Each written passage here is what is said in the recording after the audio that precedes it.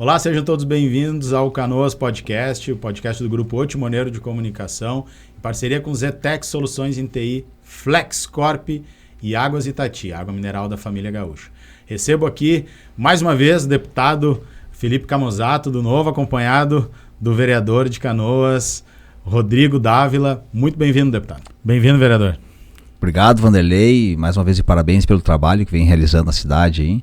Então, uma satisfação poder retornar aqui, falar um pouco de política, cenário municipal, estadual. Né? Hoje aí acompanhando o deputado Felipe Camozzato, que nos honra bastante lá com o trabalho dele na Assembleia, né? Então, veio trazer também boas novidades para a cidade de Canoas e é uma honra aí poder compartilhar e fazer esse bate-papo hoje à tarde aqui. Legal. Quero começar por aí, nesse bate-papo. O que o deputado está fazendo aqui na cidade? Sei que veio fazer uma entrega na área da saúde. Fala pra gente o que foi. Não, então, na verdade a gente estamos tendo o dia inteiro de atividades por aqui, o que é muito fácil porque Canoas é do lado, né? Como tu já bem sabe, né, Vanderlei, eu tenho uma história de bastante tempo com Canoas, fui empresário aqui na cidade, a empresa segue aqui, eu que deixei de ser sócio do grupo empresarial, estamos ali no Distrito Industrial, modo de dizer, porque eu já não sou mais sócio do grupo empresarial, mas aqui nós empregamos cerca de 70 pessoas, cerca de 50, tem mais 20 lá em Farroupilha, desde lá de 2011, 2012, que nós escolhemos Canoas para a nossa sede, para a matriz do grupo empresarial e sempre tivemos uma conexão muito forte com a cidade. Então, vinha para cá sempre com muita frequência. Desde que eu me elegi vereador em Porto Alegre, né, então eu sempre interagi muito com Canoas. Claro que pela proximidade facilita ainda mais e agora, por ter o Rodrigo Dávila na Câmara, a gente acaba atuando ainda mais alinhado, né? Então, o Rodrigo muitas vezes está em Porto Alegre, eu muitas vezes estou aqui, às vezes a gente atua na rede social, estamos ali no WhatsApp resolvendo, né, as questões do dia a dia, mas hoje nós passamos por uma série de empresários, amigos, apoiadores, filiados, tivemos café da manhã na CDL também, fomos muito bem recebidos, aliás agradeço, né, ao presidente Everton e todo o time ali da CDL que nos bem recebeu no café da manhã, falamos um pouquinho sobre o mandato, sobre a atuação política, sobre preocupações também de quem investe, empreende, trabalha aqui no município de Canoas e no estado e perspectivas, né? Acho que está todo mundo de maneira geral se perguntando sobre qual é o futuro, mas para além disso, também passamos ali no HU, agora há pouco, onde nós estamos fazendo, né, uma entrega de uma emenda parlamentar de R$300 mil para aquisição de um equipamento mamógrafo, né, para ajudar na parte de diagnóstico, né, que é uma parte que há bastante tempo Canoas, de maneira geral, necessita desse apoio. E nós sempre fazemos o edital de emendas parlamentares para prestigiar os melhores projetos e ver da necessidade. Né? O dinheiro não é do deputado, o dinheiro é da população. Nós apenas temos obrigação de fazer a melhor destinação possível. E aí nós avaliamos aquilo que se tem de pedidos, o que tem de atendimento, o que tem de público que vai ser beneficiado, qual é o calendário de execução disso. No passado, nós já fizemos destinação também de recursos para o Gracinha, para atendimento emergencial. Agora esse equipamento diagnóstico de imagem aí para o HU e tivemos a ajuda não apenas de médicos que são apoiadores aí desta ideia de profissionalização da gestão da saúde pública, mas também do Rodrigo que nos ajudou nessa intermediação e bem desenhar esses projetos para que a gente pudesse ter o edital destinado para essa finalidade. O que eu digo é que não importa se tem vereador do Novo ou não no município, bons projetos a gente prestigia. E projetos ruins não adianta nem ter vereador do Novo, que projeto ruim não vai receber recurso. Aliás, uso minha cidade natal como exemplo. Durante 3 anos, a minha cidade natal, que é Nova Bassano, na Serra Gaúcha, não recebeu nenhum real meu, porque nunca tinham mandado projetos para o edital e pediam de maneira informal, e aí eu não destino recurso assim dessa forma. Tem que ter projeto, tem que ser bom projeto. Vereador, dá um panorama pra gente, o que tem visto lá no HU, mas da saúde de Canoas como um todo, assim, tu que acompanha de perto todo o dia a dia. Complementando essa emenda que veio para o Gracinha, né? Veja só, né? Hoje, quando o médico prescreve uma medicação para um paciente, Vanderlei, tá? Hoje o Gracinha tem um funcionário que ele faz a leitura e conforme for a dosagem ele vai cortando a cartelinha ali da medicação, esse aqui é um comprimido, tantos miligramas, coloca num saquinho plástico com o nome do paciente. É uma coisa muito artesanal e passa até por uma questão perigosa também, né? A dosagem correta, e existe um equipamento chamado unitarizadora de medicação, que é de uma forma totalmente automatizada. Digita ali o nome do paciente, digita qual é a medicação e ele automaticamente vai separando e já veda a vácuo já com impresso o nome do paciente. E esse recurso que veio do Camozzato foi para esse projeto, né? Então, de modernizar o Gracinha, de fazer essa parte da separação da medicação de uma forma mais ágil, mais profissional, né? Então, esse é um ponto, né? A gente sabe que a saúde de Canoas precisa de esforços em conjunto, né, Vanderlei? Então, assim, a gente vê aí, eu sempre gosto de relembrar que nós estamos pós-trauma, né? Pós-enchente, né? É como se fosse uma bomba, Camusato, que largasse no meio da nossa cidade, de tamanha complexidade que é reconstruir uma cidade. Então nós temos vários problemas, entendeu? E a saúde é uma delas, né? E porque questões de prioridade a gente foca nisso. Então sempre que possível tentar ajudar. Tem algumas questões que eu pontuo, o governo municipal, questões do ponto de vista de gestão, de tomada de decisões, né? E hoje a saúde é algo que nos preocupa demais, né, Vanderlei? Então, existe uma série de fatores do ponto de vista de gestão, tomada de decisão, terceirização, as empresas que são contratadas, né? Como que a população na ponta da linha está sendo atendida, né? Então, assim, constantemente estamos nas páginas dos jornais aí, né? Os profissionais reclamando que não recebem. E até eu fiz um vídeo explicando há pouco tempo, né, para a população entender essa dinâmica da terceirização, né? Porque o município passa o recurso para a empresa deveria passar para os profissionais, né? E aí os profissionais não recebem, cobram do município, o município diz que pagou a empresa diz que não recebeu do município e fica essa situação aí mal resolvida. Então, acredito que do ponto de vista contratual, falta aí uma fiscalização maior nesse contrato, né? Eu defendo essa terceirização, acho que é um modelo importante, funciona. Tem aí as UBS que são terceirizadas, é a fundação, né, que presta serviço, mas é uma terceirização. Então o município tem uma fundação que repassa o recurso todo mês e ela faz a gestão e distribui. Os médicos recebem, auxiliares recebem, a população é atendida, não temos problemas, né? Então é uma questão mesmo pontual e eu acredito que a saúde como um todo faz parte dessa nossa reconstrução da cidade. Perfeito. Antes de voltar a temas, ou ir para temas estaduais, queria só aproveitar a tua vinda até para a gente falar de algo que passou agora, que é o projeto da transparência do IPTU.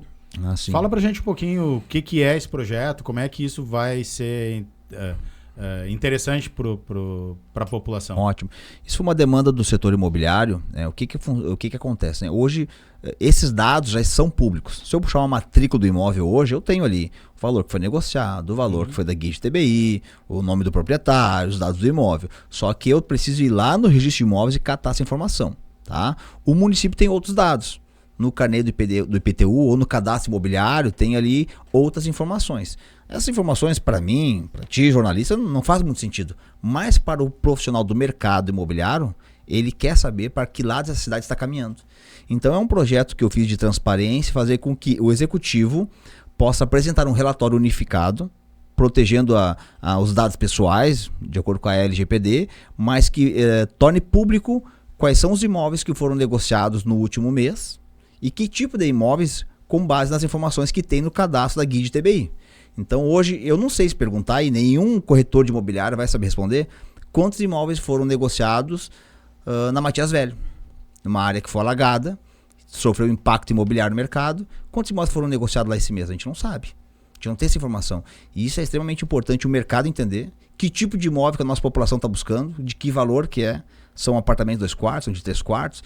Então, assim, é uma lei que já existe em Porto Alegre, existe em São Paulo também. Né? Então, se apresenta um relatório ali e aí os profissionais do mercado vão perceber, olha, no bairro Fátima foi vendido tantos apartamentos de tantos metros quadrados ao valor X reais médio, para inclusive o poder público entender também para onde que a cidade está crescendo, para onde que tem que investir mais em infraestrutura, né? Então, esse dado da transparência, na verdade, é facilitar a vida daqueles que são investidores, construtor, incorporador, corretores de imóveis, né? Para que possa facilitar essa visão estratégica da cidade. Então, hoje a gente precisa, porque hoje, por incrível que pareça, falta espaço em Canoas. Nós temos uma base aérea, que é o símbolo da nossa cidade, Camusato, mas existe eu não sei nem se juridicamente é correto, mas popularmente chama-se cone. Existe um cone. Cone de aproximação. Exatamente, da base aérea. Com restrições de construção. Que acaba limitando demais, principalmente os edifícios, que é o que a gente precisa. A gente precisa faltar área, a gente tem que levantar edifício, né? Então hoje isso já inviabiliza, né, vários bairros aqui de desenvolver ainda mais essa parte de imobiliária. Então a ideia desse projeto de transparência foi aprovado por unanimidade, claro, um trabalho junto com a associação dos corretores de imobiliária também, que, né, procuraram os vereadores da sua base, pedindo apoio ao projeto, né, que é um projeto de transparência, a gente espera aí que seja sancionado pelo prefeito aí, de trazer esses dados transparentes, né? Legal. E o tema da semana passada, nível estadual, lá na Assembleia, no plenário, foi o oficial de justiça te oficiando no meio da sessão.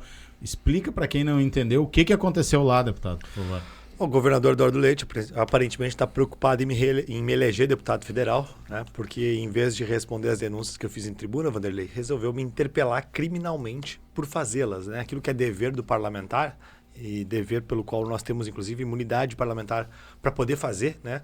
Uma coisa é o Vanderlei receber uma denúncia de servidor público dizendo que estão aprovando aluno sem condição de aprovar porque estão sendo pressionados pela Secretaria de Educação, né? O Vanderlei pode ser sujeito a um processo de calúnia, injúria e difamação. Não que o deputado não possa, mas o fato de termos imunidade parlamentar é para, diferentemente de um cidadão comum, podermos falar sobre isso representando a população que talvez tenha receio de sofrer retaliação. Pois bem, o governador resolveu ignorar isso e me interpelar criminalmente por falar esse tipo de situação. Nós recebemos denúncias, uma série de denúncias, onde dão conta de que professores estão sendo pressionados a aprovar alunos que não têm condições de serem aprovados. Além disso, a manipular notas de alunos para também elevar as notas, as médias dos estudantes e também reduzir a taxa de reprovação.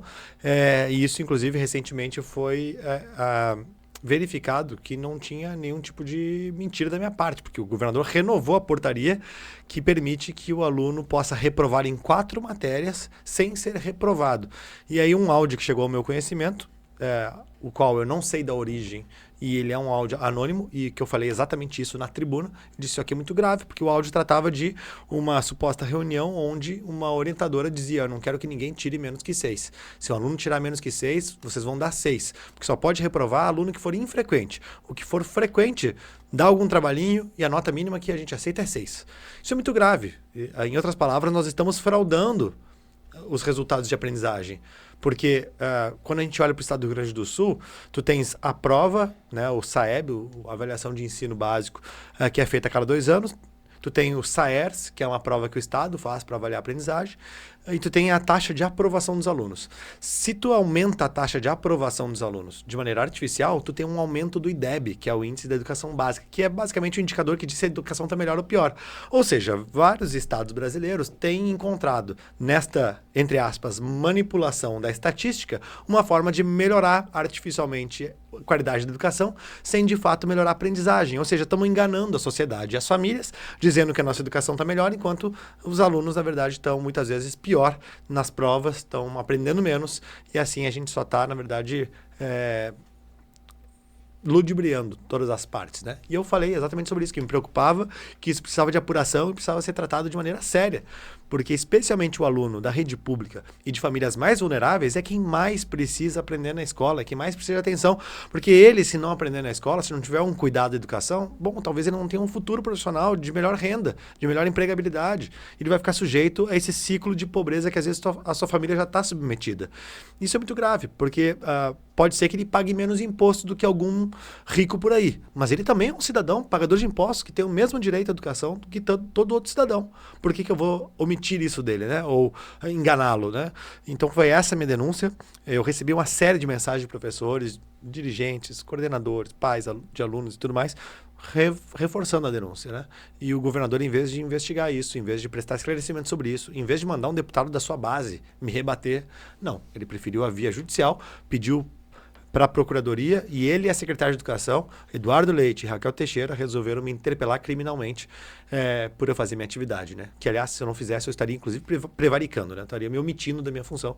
E eu não vou me deixar intimidar, porque isso se chama intimidação judicial, porque eu ainda acredito que nós vivemos numa democracia, ao menos aqui no Estado, né? Eu posso ter minhas críticas com relação ao Supremo e abuso de poder do Supremo, porque aí eu acho que nós vivemos num estado de exceção, mas para um governador que se diz democrata, moderado, que é antipolarização, olha, não me parece ser antipolarização quem usa do judiciário para polarizar alguém que tem o direito e o dever de fazer as críticas e denúncias que lhes cabe, que é o caso do deputado. Ele está agredindo o parlamento, está agredindo os parlamentares de diferentes partidos, e não à toa que a Assembleia Legislativa, até agradeço o deputado e presidente Pepe Vargas, que é do PT, um partido que eu divirjo frontalmente, sou um parlamentar de direita, não concordo com o PT, mas o deputado Pepe Vargas, como presidente, pautou na mesa diretora um parecer da Procuradoria respaldando a imunidade parlamentar e o meu direito de falar tudo aquilo que eu falei e dizendo que se o parlamentar deve ser punido é pela Comissão de Ética e não por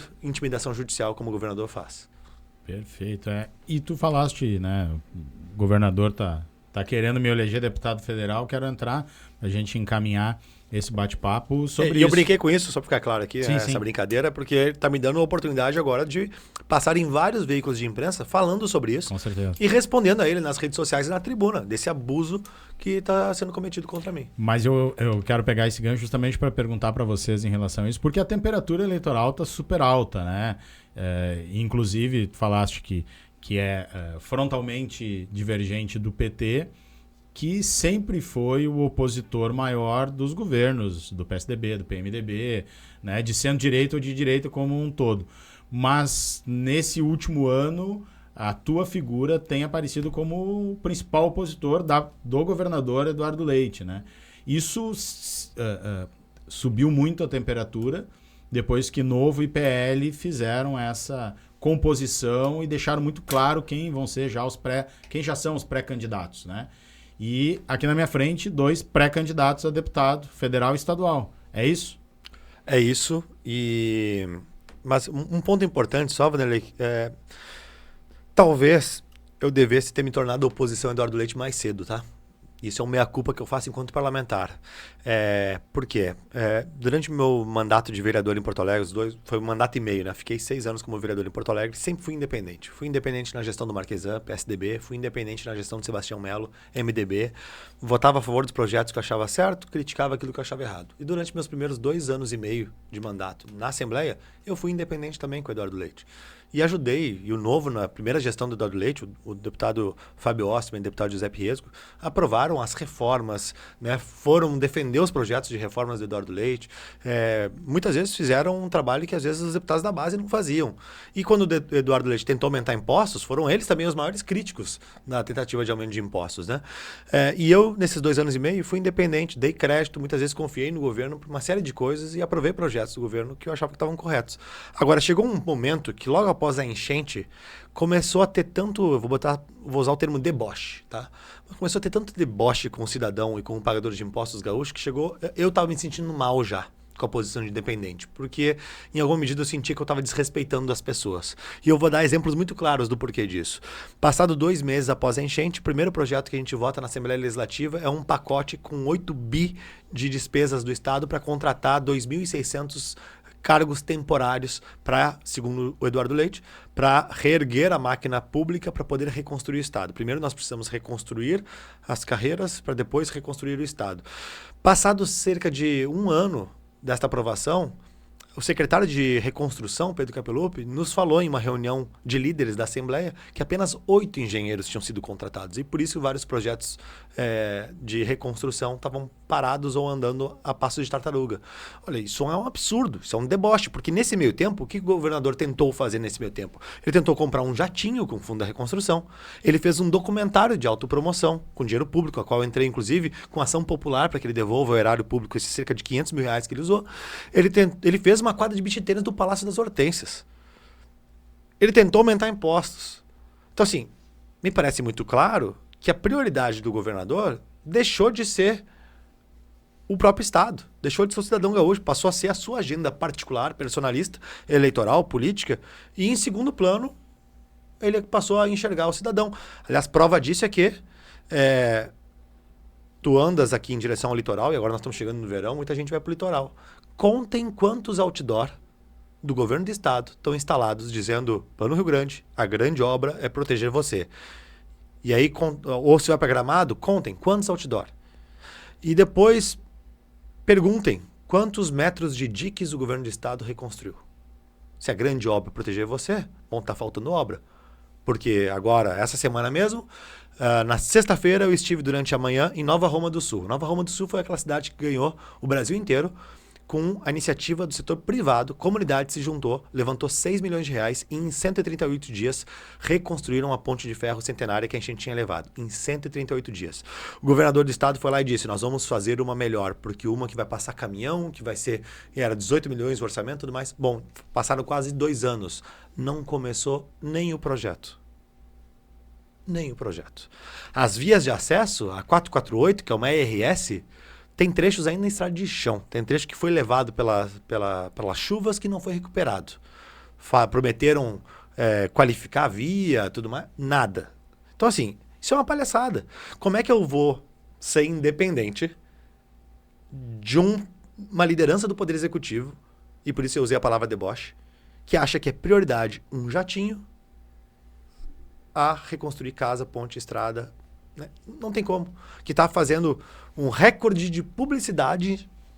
São mais de 200 milhões de reais em gastos com publicidade. A ponte custou 6 em Nova Roma do Sul. Eles estão pleiteando mais uma. Ali em Harmonia, em direção a São Sebastião do Caí e Harmonia, tem um pedido de toda a comunidade para um pontilhão, para dar mais um acesso. Deve ser por volta de 7 milhões, 8 milhões. Poxa, olha a diferença. E nós temos 14 bilhões de reais no Fundo da Reconstrução. Aí agora, amanhã, terça-feira, nós devemos votar um programa chamado Família Gaúcha, que eu estou chamando de Bolsa Família Gaúcha. Porque é a mesma tese do Bolsa Família, para dar R$250 para famílias que tiverem uma criança abaixo de 6 anos, 10 mil famílias selecionadas para subvencionar diretamente. Dá dinheiro para as famílias. E a gente, ao mesmo tempo, está vendo no estado inteiro os empresários reclamando que não tem mão de obra para contratar. A Bolsa Família já cobre, já teve agora auxílio gás, auxílio conta de luz, teve o pé de meia, teve o volta para casa, ou seja, programa de assistência não tem faltado. Na verdade, inclusive, já tem estudos publicados de que o excesso de assistência direta tem comprometido muita mão de obra formal, porque a pessoa prefere ficar recebendo muitas vezes auxílio e ficar na informalidade do que assinar carteira. Então, assim, essas reflexões nós temos que falar. Eu não estou dizendo que não tenha que ter o programa assistencial. Acho que para muita família vulnerável é importante que tenha, sim. Agora, é prioridade pegar dinheiro do fundo de reconstrução para fazer isso? Na minha opinião, isso se chama populismo. Populismo. E como é que isso tudo acaba? Então, tu explicou como é que tu acabou na oposição, né? Uhum. Mas, para a gente finalizar, eu quero que vocês respondam e contextualizem como é que o Novo de Canoas, inclusive, está se colocando para essas eleições do ano que vem. O vereador Rodrigo é pré-candidato a deputado estadual? Exatamente, pré-candidato a deputado estadual. Foi uma convocação aí do Camozato, do Marcel Van Hatten, dizendo, olha, Canoas ganhou um bom vereador, mas a gente precisa de um cara como tu na Assembleia também. Então é um desafio grande, né, Vanderlei? Né? E coloquei meu nome para ajudar o partido também. Nosso partido ainda é um partido pequeno, né, com as ideias muito claras daquilo que a gente defende, mas algumas coisas são pontuais que a gente gosta de deixar a nossa marca. Eu nem comentei com o Camozato e também nem pedi autorização para o partido, se deveria ou não, mas eu entrei com uma ação judicial, também uma ação popular. Eu sei que o valor é baixo da tal da quadra de beach tênis, mas são 20 mil reais que o Eduardo Leite tem que devolver para o cofre do Estado. Sim, foi o que a gente conseguiu mapear, né? Porque teve eu mão entrei. de obra que era de servidor público da Exatamente, Palácio, só tinha lá. Então eu entrei por quê? Porque são questões, primeiro, né, meu ponto de vista, não tinha nem que ter uma casa na Serra Gaúcha pro governador, entendeu? Precisa ir para lá, é muito mais em conta tu alugar algum espaço, ficar lá, do que manter servidor, manter funcionários numa casa que vai usar quando, né? Ainda mais montar uma quadra. Então, o Partido Novo se coloca inicialmente já ao lado do PL, né, para o Estado, com a intenção de colocar lá o Zuco como governador. Né? O Partido Novo, nós temos um desafio aí, porque o Partido Novo não é federado como outros partidos, né? União PP, por exemplo, né? Partido Verde, PT, PCdoB, se eu não me engano, é a antiga coligação, né? Uhum. Então no Novo não tem isso, e nós somos o Partido Único, e nós temos um desafio de romper a cláusula de barreira, né? Que são contados como deputados federais. Então, a prioridade do Partido Novo são os deputados federais. A gente atingir aí 2,5% dos votos nacionais, com um número X são 12, se não me engano, 12 ou 13 deputados federais. Essa é a prioridade 1 do Partido Novo para se manter aí vivo, né? Então, temos aí o desafio de colocar o Felipe Camozato como deputado federal, o Thiago Albert também, que é vereador de Porto Alegre, tem condições também, mais outros também. Vem o Ramiro Rosário, a deputado estadual também, que é vereador em Porto Alegre. Então, o Partido Novo hoje nós somos pequeno ainda. Então, surgiu guerra, surgiu jogo, todo mundo tem que jogar. Não tem opção de não participar. Então, vem umas eleições aí que para nós é de direita, ideológico, do ponto de vista ideológico, é muito importante essa eleição de 2026, desde o ponto de vista nacional como estadual. A gente acredita aí que nós temos grandes possibilidades de colocar aí o Rio Grande do Sul a voltar a ser produtivo, a melhorar os nossos números que são maquiados, são mentirosos. O Camozato hoje pela manhã na CDL trouxe muitos números que nos envergonham, entendeu, Vanderlei? Nós temos orgulho de ser gaúcho, mas quando a gente olha para os dados, os números, a gente vê que nós não crescemos na proporção que o país cresce. Ainda que o país cresça pouco, a nossa média é muito abaixo, inclusive abaixo de outros estados aí que me envergonha até, Capozato, hoje quando eu trouxe os dados ali, que demonstram os retratos, que nós temos uma capacidade de aumentar ainda mais a nossa produção, e a minha intenção é poder colaborar aí com esse projeto aí para 2026. Perfeito. E tu, deputado, rumo a Brasília?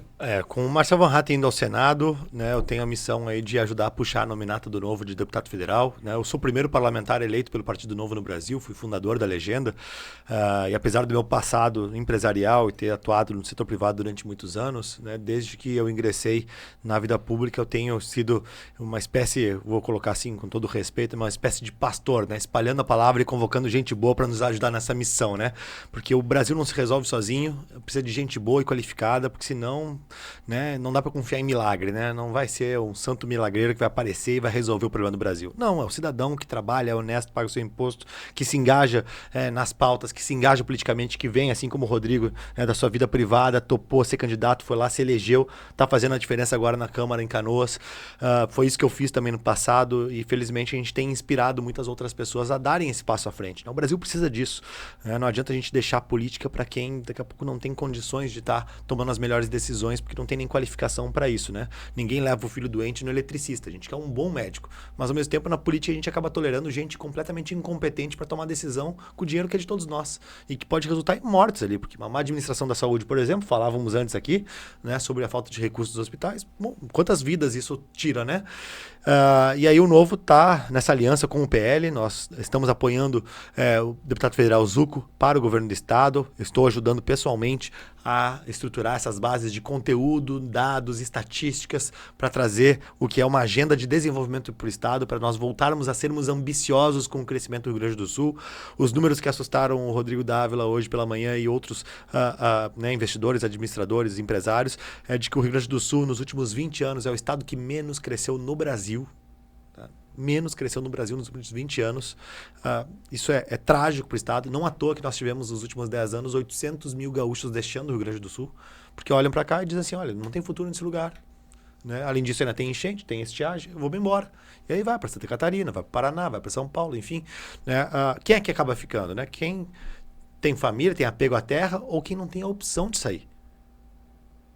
Porque não tem condição. Bom, e a gente vai deixar essas pessoas sofrerem, vai deixar essas pessoas para trás? Nós acreditamos em dar a volta por cima. Por isso nós estamos apoiando o Zuco num projeto mais ambicioso para o Estado. E para o Senado Federal, o Marcel Van Hatten é nosso pré-candidato pelo Partido Novo e o Sanderson, deputado federal do PL, é nosso pré-candidato também. São 2 vagas para o Senado na próxima eleição. Vão poder votar 2 vezes e nós temos a convicção de que o Brasil precisa de 2 senadores de direita e com coragem de votar a favor do impeachment do Alexandre de Moraes, porque o abuso de autoridade naquela Suprema Corte é hoje o maior fator de desestabilização institucional e de ruptura, inclusive, da própria democracia que prevê a nossa Constituição de 88.